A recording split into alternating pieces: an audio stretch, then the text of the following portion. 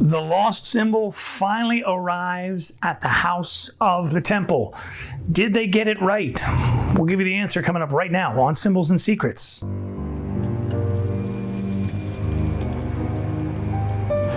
Welcome to Symbols and Secrets, the viewer's guide to Dan Brown's The Lost Symbol. Not only the TV show, but also the novel. 200 million copies in print on Peacock TV right now. New episodes every Thursday. We thank you for joining us, where on this show, what we do is we take a look at each episode and we compare it to the real Masonic symbolism that it follows. So if they say a symbol means this, we'll say, yes, that's what it means, or no, they're having a little bit of Hollywood fun with Freemasonry. Totally okay. A lot of fun to watch. Great story, great show so far, and episode 7 does not disappoint. Before we get any further, a couple things to mention. First and foremost, make sure you like the video, comment, subscribe, support the channel. We really do appreciate it when you click those buttons. I know you think it doesn't matter. It really does help. So please take a moment and click all the buttons below, notifications, subscribe, like, all that stuff. Thank you so very much for doing so. Secondly, drop a comment below if you've got a question, you want to shout out your lodge, whatever. Please take a moment and do that. We love to hear from all of our brothers. And third, if you're wondering why I'm wearing a Dunder Mifflin Warehouse Workers shirt, it's because as I film this, it's almost Halloween. Thought I'd have a little bit of Halloween fun, and this is my costume. I'm Madge from the warehouse, and I'm an Office fan, and I actually just went to Scranton and had a little fun up there, but I thought I would wear my Halloween costume. But now it's time to get down to some serious business and talk about this week's episode of The Lost Symbol, which is titled Noogenesis. And Noogenesis is one of the stages of evolution, and it is the stage of evolution as described in a book called The Phenomenon of Man, that it's basically the beginning of human beings when actual reflective thought, self-reflective thought begins to occur. So that's what Noogenesis means. How that relates to the story here in The Lost Symbol, well, as always, no spoilers here, so we'll leave that for you to discover and interpret. But right out of the gate in this episode, something very, very exciting, something we've been waiting for quite some time since we heard news of this series coming out. This is one of the scenes we've been waiting for. It is the interior of the House of the Temple. Here's the first scene.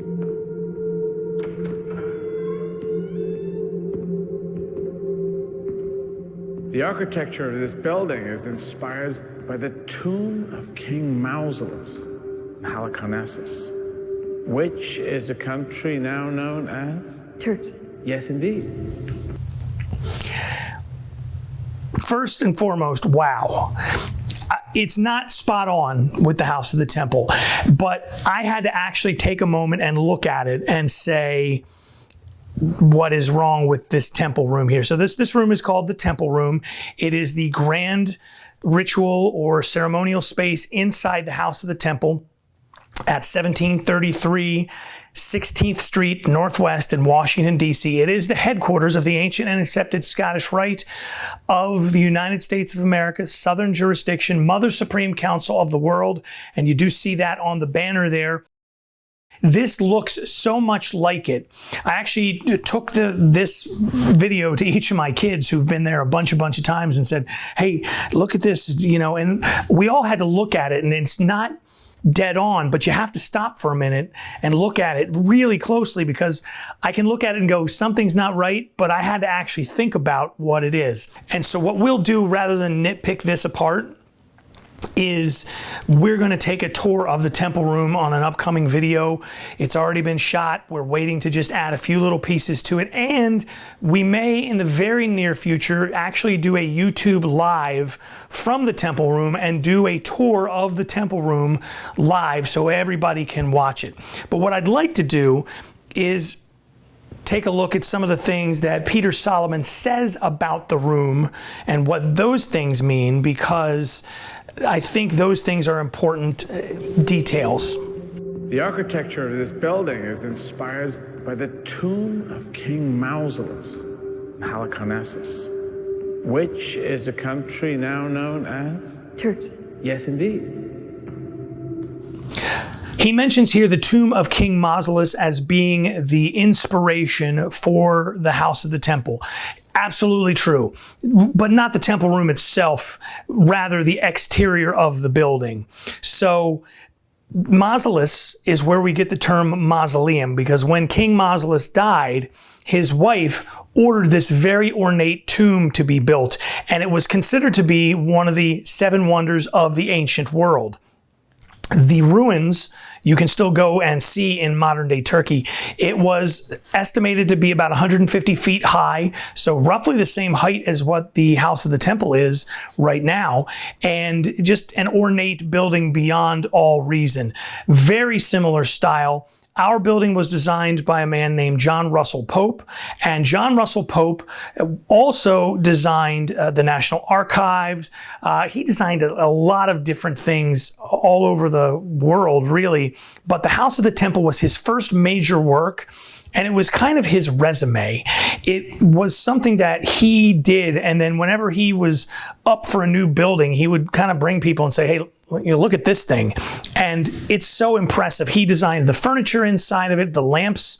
I mean, every detail of that building came from this man's genius. And strangely enough, he was not, in fact, a Mason. This room is a kaleidoscope of culture. Egyptian, Hebraic, astronomical, alchemical, all accessible only through the 33rd degree. How do you get to that? The 33rd degree? Years of commitment and charitable works. But why? What's the point of it all? Brotherhood. A couple of important things to unpack in that scene there. First and foremost, yes, it's true, there is a lot of different culture mixed in within the temple room. I don't know that there are any particular astronomical or alchemical signs in that room in particular. There are in other parts of the building for sure. I can't recall any off the top of my head. That doesn't mean they're not there. It just means I don't know where they are, if they are there. But there are a lot of different symbols and a lot of different cultural references that come together in the temple room. And that is by design, because really the temple room is where a lot of different cultures are welcome to come and be together in the name of brotherhood. That's the whole point of Masonry in general, is for men of all walks of life, all faiths, all creeds, to come together in this place of harmony. And that's really what the temple room is meant to symbolize. So whether or not there's an astronomical or alchemical symbol somewhere in that room, I don't think so, but I could be wrong. I will get you an answer on that one. What he says about things only being accessible to the 33rd degree, I also do not consider that accurate. First of all, I'm not sure if he's talking about the room itself. If he's talking about the room itself, that's completely untrue. The building is open for tours, and the temple room is absolutely on the tour.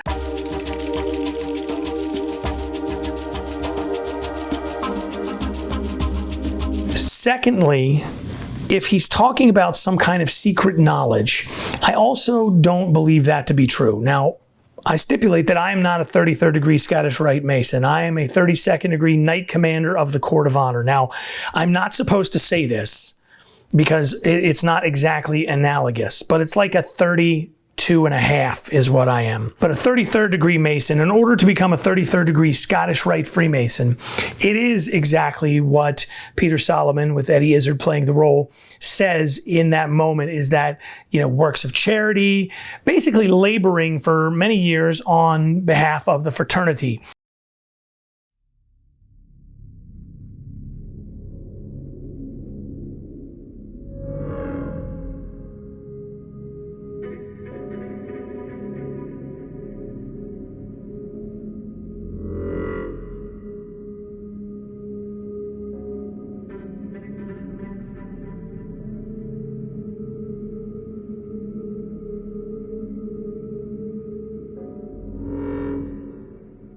Will you commit? You must erase who you were in order to write who you will become.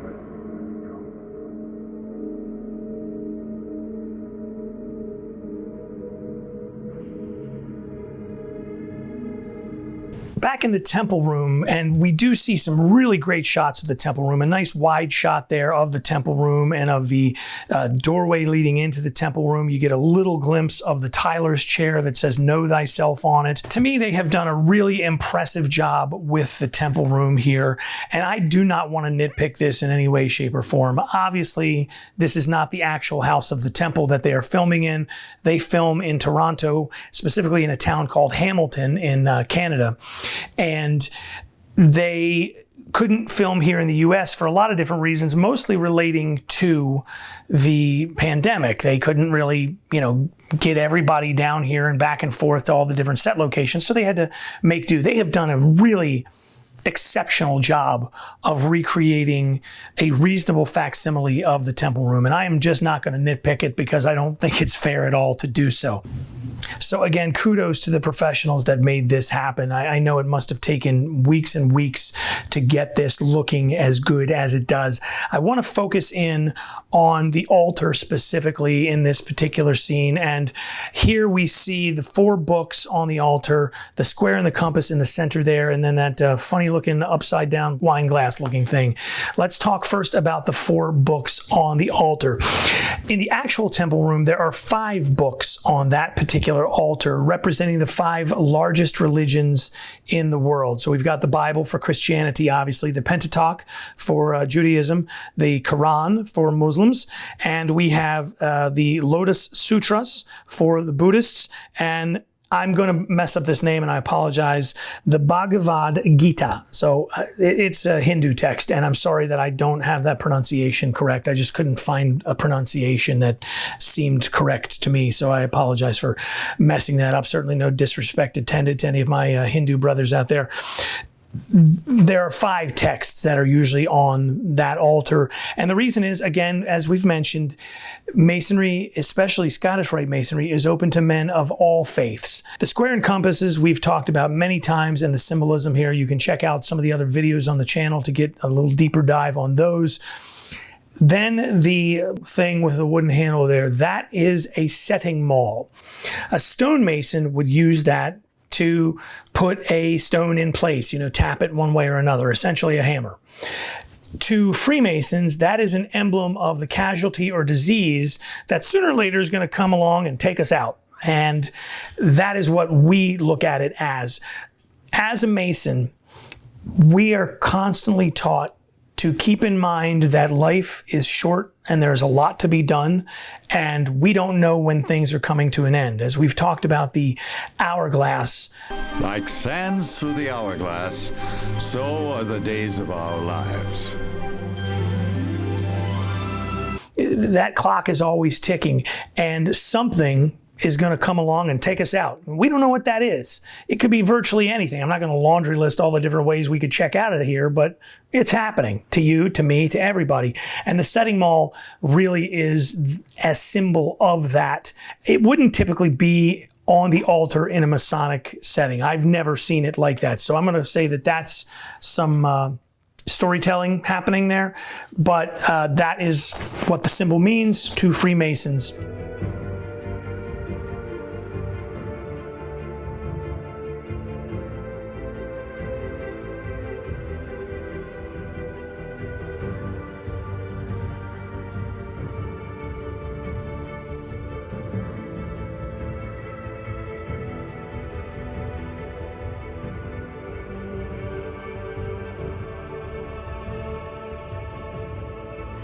This montage of him working out and getting himself together and sort of becoming Malak, it reminded me so much of a Rocky montage.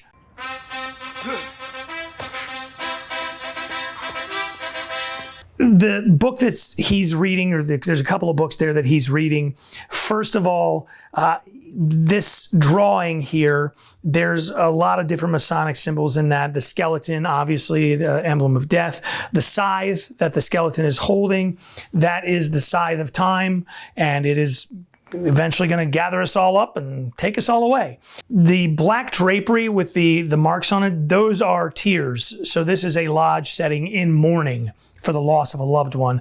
And then the hourglass we've talked about is always running. That is definitely a Masonic reference. That is, I don't know exactly what that drawing is. It looks very familiar, and I tried like crazy to find it. So if you know what it is, please drop that in the comments below. This next little thing that he's reading is the Fraternitas Rosicrucicus. Now, this is an actual fraternal order, has nothing to do with Freemasonry, as I can tell, and it still exists, and they are headquartered in Quarrytown, Pennsylvania, which is not all that far away. They have a website, and the web address is soul.org. I don't know how much they paid to get that, but it was probably not cheap. I will bet you a lot of money went into getting that web address. So they are a branch of Rosicrucianism that claims origin back to 1614. I'm not going to opine one way or another as to their authenticity. They do seem to study a lot of esoteric things that are also studied by Freemasons, but they are not a Masonic entity, and they do not appear to be related to any Masonic appendant organization at my first glance. If you know differently, please feel free to email me, podcast@scottishrite.org. If you're a member, I'd love to talk to you and find out a little bit more. I'm always curious about these kinds of things, so drop me a line. The final thing that Malak is reading is from the book of Matthew, and he's just reading the Bible here, and specifically these passages relate to, freeing yourself of the parts of yourself that are not holy. So Matthew talks about if your right hand is sinful, then cut it off, because it's better that just your right hand burn in hell than all of you. So, take away the parts of you that are not pure and that are not holy is Matthew's point in the passages that Malak is reading right here. One more thing I want to show you before we jump out on this video, and then I've got a mea culpa to make. I want to show you this quick shot here. Okay, stop right there. It's tough to tell right here, but this is a theater, and I believe this to be the Scottish Rite Theater in Hamilton, Canada. I was trying to find this out, and I've reached out to the brothers up there in Hamilton to see if indeed this is their theater. But if we zoom in on this emblem right here above the stage, that looks to be the same emblem as this emblem here. So I think they may have filmed this in a Scottish Rite building, which would be pretty cool. So I'm going to get you an answer on that, but I just wanted to point it out. It's really, really tough to see, but this emblem is a double-headed eagle, which is the emblem of the Scottish Rite. I want to get these guys on the phone and confirm this and bring that back to you. But I think this scene was actually filmed in a Scottish Rite building, which to me makes it extra cool. And now for my mea culpa. Last week, I brought up the name Baphomet, and I thought that this symbol on Malak's back was a stylized version of this symbol. You see the star and the scary looking goat head, and I thought that one was a stylized or fancier version of the other. And it turns out several astute and well-informed viewers have corrected me, and I certainly appreciate it. So those of you who wrote in and set me straight, I really do appreciate it. It turns out this is a demon named Bure, and Bure has the head of a lion, and he's got 5 legs, and is a scary looking guy for sure. He comes from the 16th century, and a grimoire, which is like a spell book, a magic book, or kind of a demon dictionary in a way. And it's one called the Pseudomoncaria Daemonium, which I think translates to names of all the demons. And this guy is not Masonic, so what he's doing on Malak's back remains to be seen, but I do thank all the viewers who pointed out that it was not Baphomet. Regardless of whether or not it was Baphomet or Bure or some other thing entirely, and I do think you guys are right, it's 100% this is Bure. When I see this and this, then you're spot on. This is a demon named Bure.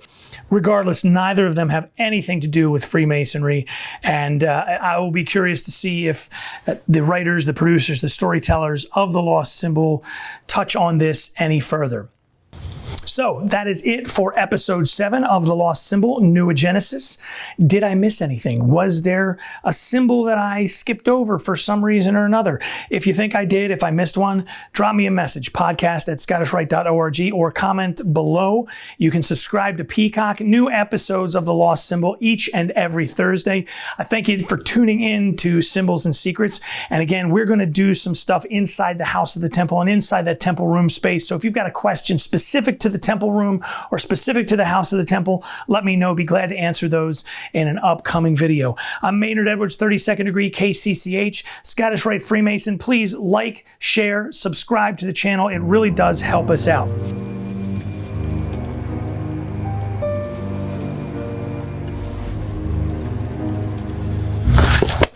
Hey, if you're watching this video and you want to learn how to become a Freemason, click this video right here and it's going to give you a step-by-step process to follow on how to connect with a Masonic Lodge. And if you're already a Master Mason interested in joining the Scottish Rite, click this link right here and it's going to take you to the Scottish Rite website where you can sign up to become a Scottish Rite Mason right now.